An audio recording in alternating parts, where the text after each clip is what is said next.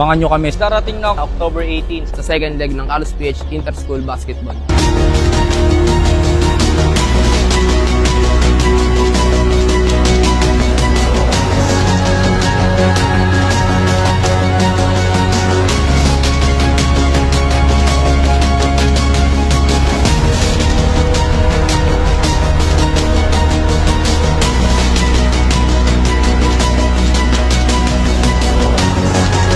Kami ang Team Tanyong High School. Kami po ang Team WCC. Kami nga pala ang manlalaro ng pamantasan ng Sod ng Marikina.